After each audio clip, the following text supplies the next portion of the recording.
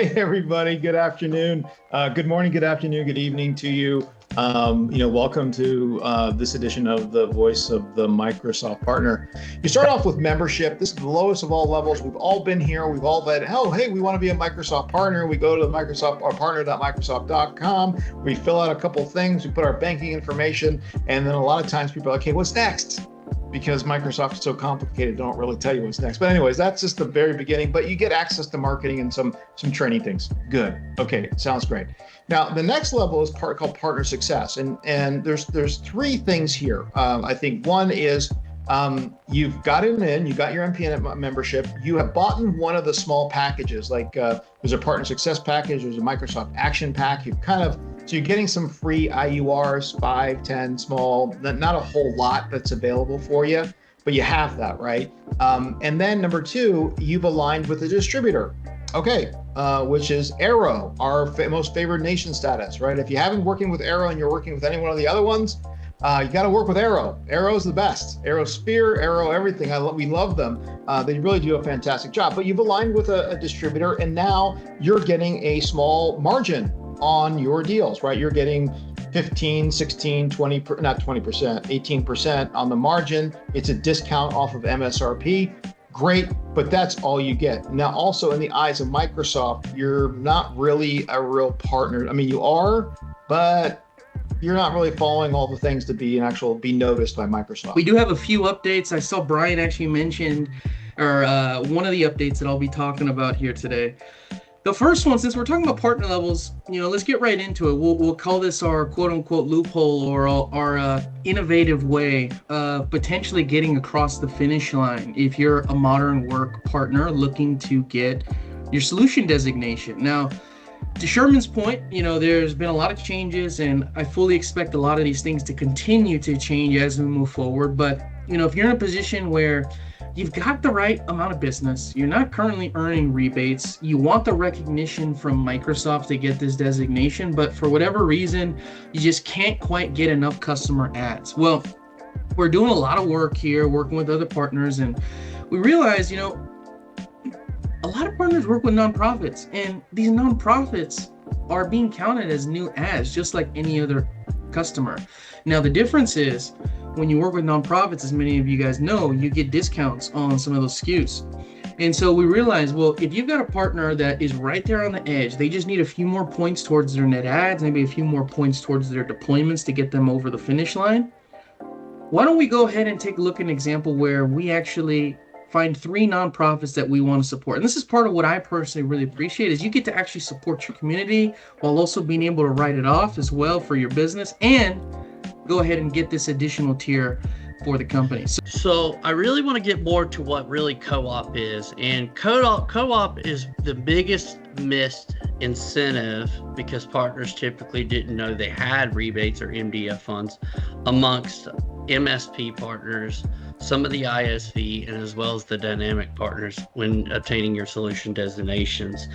And in the last 2 years of my experience, it doesn't matter if you're a one-man shop or 150 employees up to 1,000. For those who are in the smaller SMB space, they always come to me and say, hey, I am a small business, I probably don't have any. And turns out, because you're very successful at selling to your customers, you only need 1 or 2 partners to really obtain that co-op funding.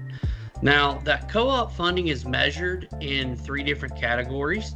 It's based on the CSP licensing sold, net new seats and retained seats, and monthly recurring revenue, so MRR. It's based as well as on the Azure consumption, so the Azure consumed revenue and growth over time. And then the newest, which is going to bring you the most revenue out of it, is the solution designations and specializations, with the specializations enhancing those back-end rebates. One of the things that we actually do as a part of the auditing that we do for a lot of partner centers is we take a look at just earnings as a whole. Josh referenced it, right? These co-op dollars are coming from your overall incentive dollars that you're earning from Microsoft, 40% of that entire bucket.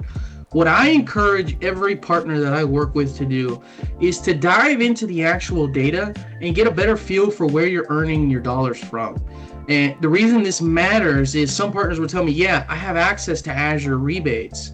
And then I go into their earnings and I break it down. If you look at your overall, there's a section in the middle, it says by lever.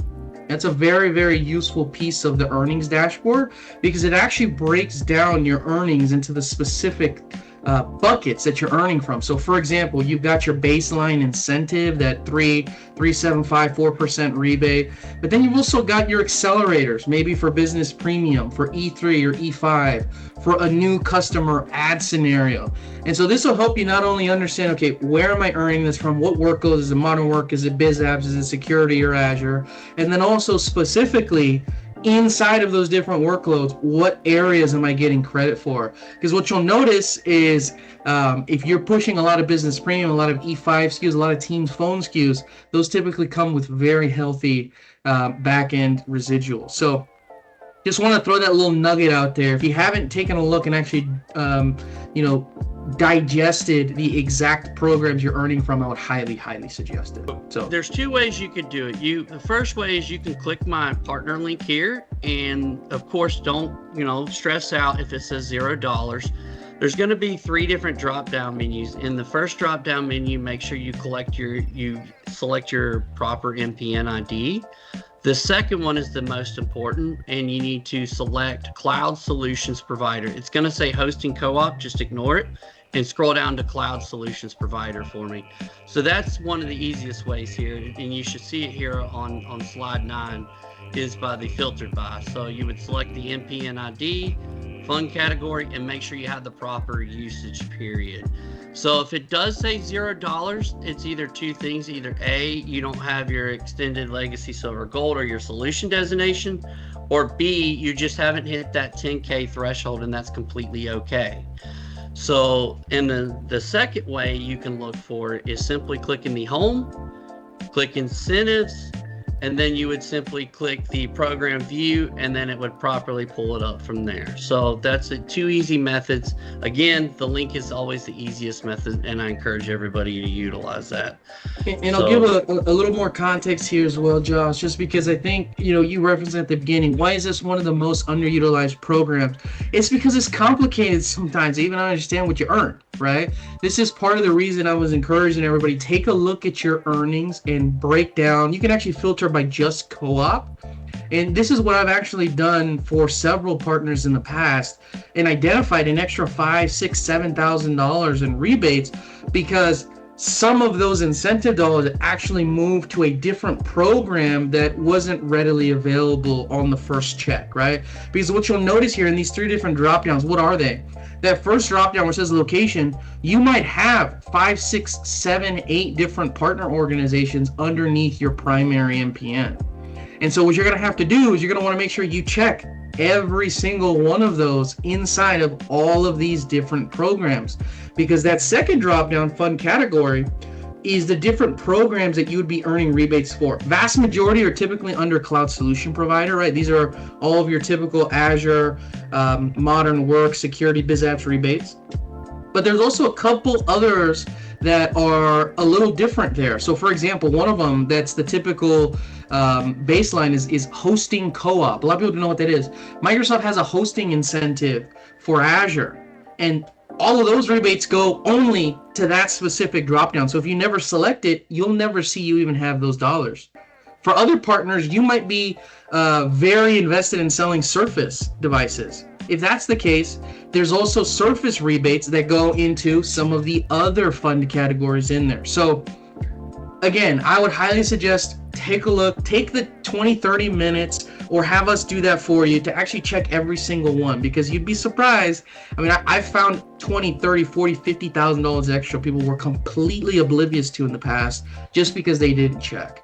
And so again, I'm just encouraging you, take a look at your earnings, break everything down, know where every dollar, every cent's going, because it's your money. You earned that money. You drove that business. You might as well leverage it to its fullest extent. So I'm going to break it down, just a few good examples, the 3 primary examples that you could utilize these for. In that, again, is partner skilling, demand generation, and marketing development. So partner skilling, this is going to be good for those who do have co-op, because if you're looking to get your solution designations, 9 times out of 10, what we're finding out is they have the customer ads, they're filling the customer success model, but they're missing the certs. It's always the certs. It's the intermediate certs. And of course, those certs cost money. Well, guess what? If your engineer passes that exam, they can provide, the credentials to say, hey, we passed this Microsoft, and submit a claim. And then the execution guide is pretty simple from there. And Microsoft will reimburse you if you have co-op dollars available for those certifications. And again, if you want to continue to receive those direct and indirect earnings, I highly encourage everyone to check their solution designations and click the skilling feature to see which certs are needed for your organization.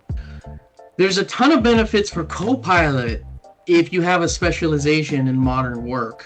Even if they're working directly with a Microsoft account team, if you're able to identify a Copilot opportunity, there's accelerators just for typical assessments, there's actual deployment services, a lot of different things that you can leverage. Again, you've got to have that modern work specialization.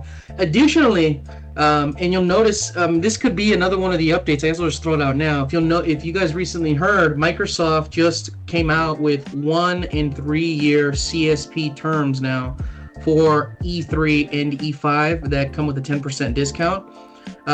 They also created a mini E5 security suite, which I thought was really cool as well. Point being, Microsoft is always looking to push, especially E5, as much as possible with their customers. So Brian, if you're working with a customer that's managed, they've got a Microsoft account team, or they're going through somebody else, but you've been able to identify an interest, they want to add 100, 200, 300, 500 seats. You can go to the Microsoft account team and sit down and talk to them and say, hey, I've got this opportunity. I know they want to do this. Is there anything you guys can do to help sweeten the deal? Because there's not necessarily anything out there today that is available to CSP partners specifically for that, unless you're the transacting partner of record. If you're the transacting partner and you're a CSP with them, you've got a specialization, there's actually a deployment and adoption accelerator for E3 and E5 as well. So you just have to think about, okay, what customer is this? Who are they working with today? Who's involved in this opportunity? What's the best way to find a deal for this customer? And I think as a partner, that's one of the most important things you can do. So I think all in all, right, I think what you're getting at here, Josh, there's a lot of different ways to use these dollars, right? I mean, are you building your business through some of these marketing activities? Are you investing in how you're representing your business, in your marketing, in your case study development, in your services? Or are you investing in your people? Are you helping train them? Are you helping them go to different seminars, boot camps, all these different things? If you're investing in your business, Microsoft is willing to invest with you. But really the main thing is stop missing out on these dollars, right? You've done all the work getting these customers through your funnel. You won that business, and so now let's go ahead and leverage it to its fullest extent. Like we've been talking about today, it can get complicated. It can get a little frustrating, and so we're more than happy to help, manage some of those different problems that you guys might encounter. We're here to be your partner and hopefully help you, leverage these things to their fullest extent ultimately. So change will also be a very normal part of this process. In the last 5 years, we went from having a program that funded events to now it's only specific opportunities to now it's only specific opportunities for a specific set of customers in a specific set of partner organizations that hit this bar. It changes 24/7. So just stay on top of it, keep yourself informed, and we're here to help. So hopefully that was good information for you guys to digest. There's more updates that are going to be coming along the way. Stay in touch with us. We'll make sure to keep sending you as much information as possible. And with that being said, I'm going to pass it over to Mr. Crancer. Yeah. So what's kind of good about this is this goes into next month. We're going to be doing best and worst marketing ideas for MSPs. I'm passionate about it because I'm passionate about our partners. I'm passionate about you guys and being successful in what you do, and stop wasting the money. Stop giving it back to Microsoft. Stop the madness. Okay? Stop the madness. Remember, I think Susan Powder used to say that stuff. That was terrible, right? Terrible reference. Anyways, thank you, Andres. Thank you, Josh. Thank you, everybody, for coming today. Thank you for doing the polls. Really do appreciate it. Short week. Thanks again. We look forward to next month, and have a great afternoon, a great evening. Thanks again for coming. Thank you, Andres, again. Thank you, Josh. Have a great afternoon. Have a great weekend, everybody. Take care.